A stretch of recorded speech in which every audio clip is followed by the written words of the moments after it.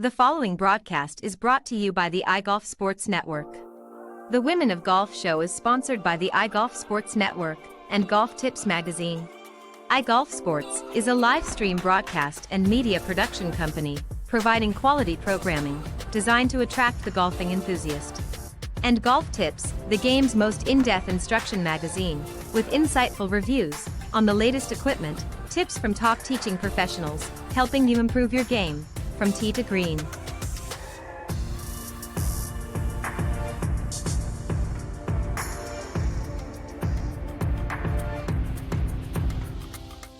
Good morning, welcome to the Women of Golf, the #1 women's golf show around the world, with host Ted Odorico and Cindy Miller. Join them as they interview some of the best players from the Epson, LPGA and Legends Tour, and so many others helping to elevate women's golf. So without further ado, here are your hosts, Ted and Cindy. All right, welcome to the Women of Golf show. I'm Ted Odorico, joined by LPGA professional Cindy Miller, and we are your hosts of the Women of Golf show. We're rolling out our 13th season, and today's episode is dedicated to the ultimate bounce back. First, we're going to head to the winner's circle to talk with the champion of the inaugural Orlando Health Championship, Maddie McCrary. And then we're going to head into the no BS zone to have a real talk about the elite measuring stick. Are you destroying your confidence by comparing your weekend game to the Sunday leaders? It's all happening right now on season 13, episode 4. All right, we're going to head to the winner's circle. We're glad to have our special guest, and let me just introduce her a little bit more, and then we'll have her join us here for the show. Joining us today, as I mentioned, is a woman who just proved that the path to success is rarely a straight line. From NCAA standout to professional grind through surgeries and substitute teaching, she just captured her first professional title in spectacular fashion. Of course, I'm talking about Maddie McCrary, a former Oklahoma State University standout and three-time All Big 12 honoree who transitioned to the professional ranks here in just 2018. So, Maddie, welcome to the Women of Golf show. Thank you. Thank you. Thank you so much for having me. We're glad to have you're here. Yeah. So congratulations from both of us, obviously, Thank you. on your win. It was a tough one. I'm going to do the honorable thing, despite being thrown under the bus by my co-host before going live. I'm going to do the honorable thing and let her go first. So, Cindy, you go ahead. I know you've got some questions for Maddie. So tell us about the win. Oh, gosh, it was amazing. It's stuff that I dream of. But what really surprised me is how peaceful it was. I always thought I was going to be, shaking in my boots. But it was one of the most peaceful days that I've ever had on the golf course. Really? Yes. Why do you think? What was your mindset? I just invited Jesus into the space. He is my Lord and Savior. I remember the second day I was a little bit nervous. My hands were shaking, but I prayed over my hands. I prayed over my body. I'm like, God, I really, really want this, but it's all for you and all for your glory. And I was just out there walking with him. I had a great day, played with Marielle, and she's super sweet. And just the peace that came over me, I can't understand it, but it all comes from him. Well said. Wow, I've done that too, but it's never worked. It hasn't always worked, but I have a little issue with control. It might be my favorite word. Forgive me, Lord. I'm sorry. Wow. Really? Yes, it was. Melanie Green says the same thing. Yeah. I need to be slapped. Happy Really? to oblige. Yes. And I wouldn't say it's always ahead, Ted. like that. It's always in his timing. I've had a lot of tragedy in the past last year, and just having this win and having that peace just really is not something I understand, but I will soon understand it later. Wow. Yeah. So you just said whatever is? What's that? You said whatever happens, happens. Exactly. Yeah. I mean, I remember my warm-up being really, really slow. Nobody was on the range, and it was me just last hitting balls, and I generally felt always a little nervous in that position. I feel like I needed to have like a fast warm-up. I feel like I needed to be somewhere else when I wasn't. But it was just the most peaceful day. I cannot explain it. I need to listen to this, Yeah. even though I'm not playing anymore. Wow, that's awesome. So Yeah. how many did you win by? Forgive me for not looking. Oh, no, you're good. I won by 1. Yes. one by Did you one. have to birdie the last hole, or were you leading going into the last? Give us a scoop. Yeah, so I was leading by one going into the last hole, and it was a reachable par 5. They moved the tees way up, and there was water right and left. And I thought about, laying up, hitting iron, and then Marielle, she hit driver. She was teeing off first, and I was like, I have to hit driver. Like, there's no point in me trying to lay up and try and, do the conservative play. And I knew I still had to be aggressive, and I stayed in the process, hit 2 really good shots, hit my second shot from 180 to a par 5, just 15 feet below the hole. Great shot, probably one of the shots of, my career. And then Marielle, she hits it to the back of the green and makes a 60-footer for eagle. And I was so happy for her. She played great all day. I did know where I stood, though. I had to make, a 15-footer, just 2-putt and get out of there for the win. I left it just a little bit short and, made birdie. But yeah, it was really great. It was a lot of fun, and it was just a great day. That is awesome. So this was your first win. This was my first one, yeah, on that the Epson Tour, yeah. And when do you play again? I will play my Open qualifier, the 20th in Galveston. Awesome. And have you played in the Open before? I have not. No. You have not? Not yet. It's very fun. I'm so excited. Total abuse. Be ready. I'm ready for it. I love to. Do you hit it long? I would say I'm pretty average, but I hit the driver pretty straight. That's all you need. You can straight them to death. Yes. And with your attitude and with the Lord above, you'll be just fine. Yes. Thank Don't you. let anybody mess with you. I definitely won't. Don't ask for advice from me, because I have the word control too high on the list. Go ahead, Ted. You can talk now. Well, thank you.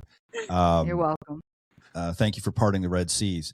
So what I wanted to ask you, Maddie, I want to talk about that for a second, just very briefly, about your faith, because what's interesting, as we talked about, we've had Melanie on the show, and obviously she's very, very prophetic about her faith as well. Is there kind of, I don't want to say a movement, but it seems that there's a lot of young players like yourself that seem to all of a sudden, and I'm not saying you personally, but I'm saying all of a sudden really adopting their faith. Are you seeing kind of a trend starting to happen now? And is it something that's happening in your generation that they're recognizing or turning to God as, I don't want to say a confidant, but a source of comfort? Or what is it, do you think, that's driving that? Because we're starting to see more and more players do that. What do you think it is? I mean, it may be something different for you personally, but what do you think that is? Yeah. What the world provides, it's not fulfilling at all.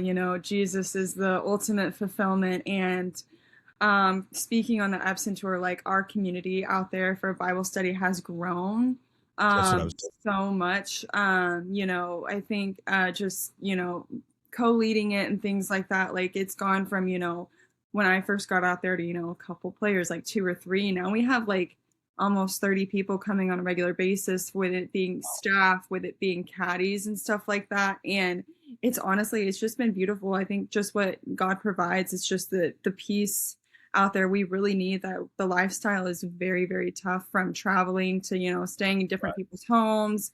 It gets very lonely. And I remember my first week this year was really, really tough. And just leaning on the Lord has just given me so much, joy and comfort. And I think that's what a lot of people are searching for, and they can't find it in this very secular world. And they need to turn to Jesus. They need to know him. And, he's just done so much for me in my life. And that's what I go out there and tell people. I'm like, hey, like, Jesus has done this for me. I've gone through multiple surgeries. I've searched the world for, all of this different stuff, but it can't provide. Only he can. And so I think a lot of people are noticing that and coming to him. And I think Jesus is coming back very soon. So I'm just trying to spread the gospel and spread the good news. And I think that's what a lot of people are looking for.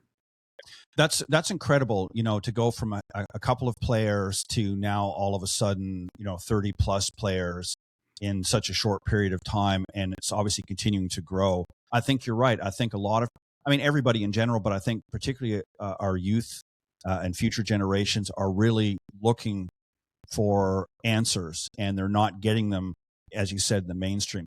I just wanted to ask you that because I've noticed a trend. We've had a few players, not just yourself, but Melanie, and I think it was another one that we heard last year that had come out, and again, the same thing, very positive and very encouraging with their faith. And it's good to hear. We're obviously both people of faith as well, and I think you're exactly right. So well said, and I'm glad and I'm proud that you're willing to bring that out. Cindy, I see you waving. To something you wanted to say. Is Chris still running it? She is, yes. Chris Stevens is my lady. She's You gotta tell her I said hi. I definitely will. She was out there when I was out there. Which is 1,000 years ago. I will definitely not quite 1,000, but tell her I said hi. I love her. Yeah, how can you not? She's the best.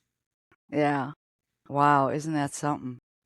But see, that's what it's so cool because she's so open and just loving, and it's just what you really need out there, because that lifestyle, everybody thinks it's so glamorous, but it's really lonely. It is. And it's so hard. And it's so hard for the women because the men have so much more money, and there's so many, their wives go with them and their family, and it's easier, and there's so many more things for the families to do because there's so much more money, and the women are like, oh, I can't afford this, I can't afford that. And it's just, thank God for Chris Stevens. Absolutely. Yeah. I think it's starting to change, Cindy. I mean, it's a slow process. It's going to be a monumental lift, but I think you're starting to see some inroads in the women's golf. I'd like to see it happen faster. Personally, I'm we do this show because we're both big supporters of women's golf, and we want to do what we can to help foster that growth. So we're excited about the future of the game, and particularly in women's golf. And we're excited particularly to see young ladies like yourself, not just coming out and winning tournaments. I mean, that's all fine and dandy, but really grasping and really promoting their faith and their beliefs and that. And I think it's something that's long overdue for a lot of folks. So kudos to you and the others for doing that. All right, let me ask you, let's get back to golf. We got to talk about golf. This is a golf show. That was our intermediate interlude, if you will. So you had 54 holes playing out in some Florida heats, not quite the middle of summer yet, but without a single bogey. So in a game of mistakes. 3 days? Yeah, hang on, Cindy. Let me get that. Bogey? No, none. Not a single bogey. No. So she kept her focus and was very clinical. I hate to use that term, for really 3 days. So how did you do that? How did you manage to, in a game that there's always going to be some mistakes here and there, how did you manage to go bogey free for 3 rounds? Yeah, what really was just like key for me that week, I stayed in my process every single shot. Generally, I'm a very ADHD person. My mind will go here and there, but it's definitely staying in the process over each and every shot, keeping the ball in front of me, not getting myself in too much trouble. I only missed maybe 2 to 3 greens, if that. So keeping the ball in front of me, hitting greens, getting up and down when I did miss a green was really key for me. Last year I did putt with a broomstick. It was a really big change for me going to a short putter to a broomstick. It was great. It gave me a lot more confidence over the short ones. Before I was, kind of timid on those 3 and 4 footers, not hitting them with confidence. And so I switched to the broomstick, thought it was good, played in tour school last year, really didn't do too much for me. And then went back to the short putter, started using a line on the ball, which is a huge change for me. I was really not for it at first, but it, has given me some clarity. Last week when I, had like a 10-footer to line up the ball straight, hit the intended line, and that has given me a lot of confidence. So I think just a few of those changes that I did last year in off season really, really helped me, play well last week. Yeah, and that's not easy to, a lot of players on tour in the past, seen on the men's as well as the ladies tour, have made equipment changes, gone from a long putter to a short putter, back again, several times. And it's not easy. And people think, well, it's no big deal. What it is. Yeah. Because it's a whole different putting style from a long putter, or the broomstick, as you said, than it is from a short putter. It's Yep. a whole different way you have to approach it, and it's not an easy thing. And when you're out there and you're dependent on making money in a profession, and you're constantly revamping, changing your equipment, it can play havoc, and we've seen that happen with many players. So that's again, kudos to you. I want to get on before we get too close here to having to wrap up in a bit, but you had some issues with your wrist. You've had some injuries. You had a long layoff after that. Tell us a little bit about that. What happened? Was it golf related? Did you hurt it somewhere else? And how long were you off? And what was the motivation for coming back? Yeah, so I tore my TFCC, which is just on the wrist side below the pinky. I think it was just over time. There was no like certain event that really, tore it or anything like that. And then I was having some wrist pain on top, and did a couple MRIs. They did find that the TFCC was torn, but nothing on top. So I, dealt with that for about a year to 2 years, and I was like, enough is enough. I think it's bothering me, it's hurting, and then it's also just kind of affecting my mental game. Like I wasn't able to, hit shots with confidence. And so I was like, I think it's time. I went to tour school thinking like, I'll be okay, push through with some shots, but no, didn't make through tour school. And I was like, okay, I think it's time to finally, bite the bullet and go get this thing, done. Got it done in off season, hoping that I could, come back mid season.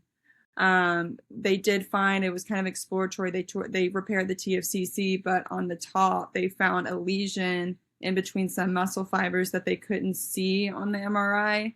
So basically every single time I hit a shot, there was a lesion that would open and close, which was really interesting and really painful. I'm glad I did the surgery. So got it repaired. I was in a cast for about 8 weeks. Got it off. My arm was like so skinny as like a stick. Like it was crazy, just like how much, the muscle deteriorates and things when you don't use it. Started doing rehab.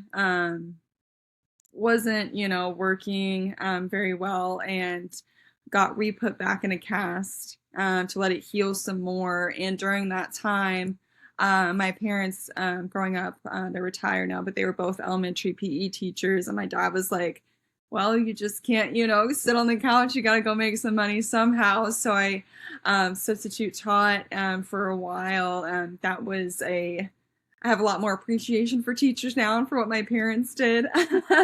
So that was quite interesting. Still doing rehab at that time, and then finally got it taken off. Later in the season, so around like June, July, finally got it taken off, and then finally started 24 or 5. That was, so I had that 2022. So I got that taken off. And then I started working June, July, kind of rehabbing and things like that, and then finally got better. And then because I wanted to come back into that season, but I knew just with my status it would just be easier for me to take the full medical, and that's what I did. And then just asking, going back to the Lord, be like, hey, like the desire to still play is still there. Like this is not time for me. I don't think it's time for me to step away from the game yet. If it is, like, please make that known. Make, like have some more clarity for me here. And I hated teaching. It was, it was a blessing that I got to go teach and to see that space. I'm like, oh, like, dealing with little kindergartners and all the way to 4th grade was very humbling. I'm glad I got that experience, but I knew the desire to play golf was still there. So I worked really, really hard in the off season, and then, came back and played well. And it was a real confidence booster just to get back on the golf courses, because it is a blessing. Like, playing golf for a living is a dream. Like, not a lot of people can say that they can do that. And just, almost taking it away just has a lot more appreciation for the game and for the sport. I think sometimes, you get taken through life journeys, whatever it may be, whether it's an injury or something else. And the true success about it is, what did I learn from that experience? What it was the takeaway. It's not about, well, I survived. I mean, that's obviously important, but at the same time, it's what lessons did you learn that have now been applied to you moving forward. And I just want to give a shout out to Dad. Thanks, Dad, for getting her off the couch. That's a dad move. Dad moves. Hey, come on. I mean, my father used to do that. We couldn't sleep in our house. It was like, get up. Weather's beautiful. Didn't matter if it was pouring rain. Get up and do something. Make yourself useful. Rake the leaves, whatever it was. So, Dad move. Kudos to you, Dad, for getting your daughter up off the couch. So you've sustained an injury that could have really manifested into something worse.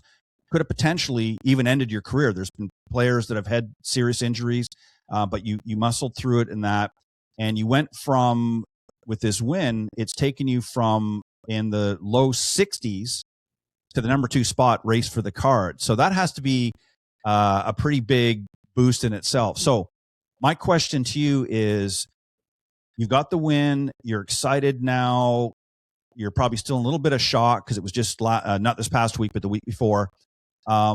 What did you learn from that win that's going to help motivate you for the rest of the season? Yeah, I think it definitely makes me more hungrier than ever, to go out and try and do it again. I know that's always difficult because everybody out there is very, very good. Everybody can win on any given day, but definitely just taking the key takeaways of just staying in my process, taking things very slowly, trying not to think that like I need to be in a rush. I've always felt like I needed to be somewhere else when I'm not. Oh, she's doing this. Oh, she's doing this. But just sticking to the game plan of what I've always done. Checking in with my coach, all weekly. My swing can get away from me pretty easily. So just the little reminders of just what I always do, and just sticking to the process and relying on the Lord. Well said. Before I pass it back over to Cindy, let me just say, I think it's important that especially the young people today understand that it's a journey. It's not a race. And I think, like you said, too many people, life gets away from you very quickly, especially as you get, when you're a little kid, you're running around, you're playing, it's all exciting and that, but then there comes a point in time when you got to get off the couch, you got to start, making your own way and things like that. And it can be overwhelming for a lot of people. And there's no real handbook to guide you along the way. You have to learn for your own trials and mistakes and things like that. And it seems like, again, falling back on your faith is help guiding you in some respects. And I think that's fantastic. I'm going to shut up now. Cindy, you go ahead. I know you've got some follow-up questions you want to ask, so all yours. What do you do for fun? What do I do for fun? I love to go in the gym. That's probably one of a really peaceful place for me to go. I do love, to get better and to get stronger, but it helps my mind just kind of relax. I love my dogs. I have a couple dogs, so always hanging out with them and hanging out with friends and family.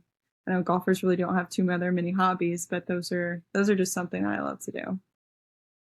Awesome. Yeah. Awesome. Where do you live? I live in Wiley, Texas, so it's just northeast of Dallas. Yep. And then I play and practice out of Sherrill Park Golf Course and Lakewood Country Club. They've been extremely supportive of me, and just super, super happy to have these two clubs let me be able to play and practice there. That's great. Yeah. What a blessing. Seriously, yeah. Golf is expensive. Range balls are expensive. So having clubs like that welcome me into their space is always great. That's beautiful. I'm good, Ted. Let me ask you this real quick. You said that one of the things that you like to do is just, spend time with friends and, family and your pets and things like that. I want to ask you, outside of golf, if golf was not in the wheelhouse, we know you wouldn't want to go back to teaching because you had enough of the rugrats. And I don't blame you. I've never taught, but I used to do some stuff when I was in school to help. They used to get the older kids to volunteer to look after the kindergartens, and they were hellions, let me tell you. So what would you like to do if golf was not in your wheelhouse as a profession? I mean, I'm not talking about as a pastime or as a, something along that line. If golf was not in your wheelhouse, what would you like to do? What would be your alternate career? I would definitely love to stay in the industry somehow, whether it's, running tournaments or working at a golf course or something like that. Like teaching golf? Not teaching golf. I don't know, for whatever reason, teaching's just not my thing. People have, Well, thank you, Maddie, for joining us today. Unfortunately, we have to cut it short. We're going to let you go. No, I'm just kidding. You're talking to two teaching pros here, right? I just wanted to throw that. Thanks a lot. Maddie, that's okay. I never wanted to teach either. My Yeah, husband played on tour for 15 years. He said, I want to teach. I go, teach? What are you, nuts? I don't want to teach. And now I've been teaching for 40 years. Yeah, I'm sorry. So Go ahead, it's Matt. okay. It's okay for you to say that. Yeah, I couldn't resist. Just be careful who you marry. Right. Yeah. Look out. Yeah. I definitely, I don't know, whatever, happens, but definitely stay in the industry somehow. Whether it, be teaching or not teaching or just staying in the industry, however it may be. But I love the sport so much. I don't think I could, totally take myself away from it. So, yeah. What drew you, or better yet, who introduced you to the game? Was it your parents, your father, or mother, or both? Or so my parents, they put me in a spring break camp, golf spring break camp when I was 5, along with soccer, volleyball, basketball, and all of the things. And the coach that I have today was teaching that spring break camp, which is insane. He's like my second father. So super to have him in my life. It was a total God thing. But yeah, that's what I, first really started picking up the sport when I was 5, and then just never stopped from there. That's great. It's always interesting to hear people's journey into the game. Everybody has their own story, and it's funny that sometimes it's by chance. Sometimes it's, a little bit more, okay, we're going to get you into golf camp. We're going to do this. We're going to do that. Sure. And it sounds like your parents introduced you to a lot of different things, and then kind of let nature take its course and say, what is Maddie going to gravitate to? And obviously golf, we're grateful for that, or we wouldn't be probably talking to you today. So we're grateful for that. But, if you could change one thing about your game, what would it be? Ooh, change one thing about my game.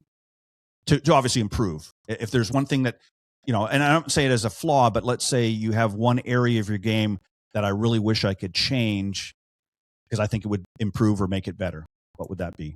Yeah, I mean, I'm still working on my putter. I think that's something that I'm growing with a lot. I'm working with a guy, Jeff Gibraltar. Started working with him last season. Great putter. We're working on, getting the ball to the hole a little bit more. I feel like I could have, got the ball to the hole a lot more last week. Just putting with a little bit more confidence. I think golfers are really, really picky. I could sit here and nitpick at my game all day. But that's something that I would love to improve on, and I'm going to continue to grow in. But I would say maybe that I think my driver's always been my strong suit, and so have my irons. So I think definitely just putting with a little bit more confidence is something I'm going to continue to work on. I think that's a common thread with a lot of players. I think a lot of players could always improve their putting. So that's an easy one. I agree. And just on a side note, for those that maybe tuned in a little bit earlier, you weren't actually putting with a broomstick per se. It's actually a long putter. People are probably getting the visual and they're thinking, he's putting with a broomstick? How does that work? So I just want to clarify that for those people that might tune in. Yeah, exactly. So, I mean, it's a good metaphor, but it's, anyways. Well, Maddie, we want to thank you very much for joining us. It's been a lot of fun. We enjoy your upbeat spirit. We certainly enjoy you sharing your faith as well. That means a lot to us, because I think it's important for this day and age that we all are willing and able to do that and spread that word and keep that group growing, keep them growing. But good luck in the weeks and that, and I hope you come back and join us again. We'd love to have you. Would love to come back. Thank you guys. Thanks, all right, honey. Tell Chris I said hi. I will. All right, hang tight, Maddie, for a second. We're just getting started. When we return, we're cutting through the ego and the highlight reels. We're heading into the no BS zone to ask, should elite players ever be used as a measuring stick for your own game? Stay tuned. The Women of Golf Show will be right back after a quick word from our sponsors.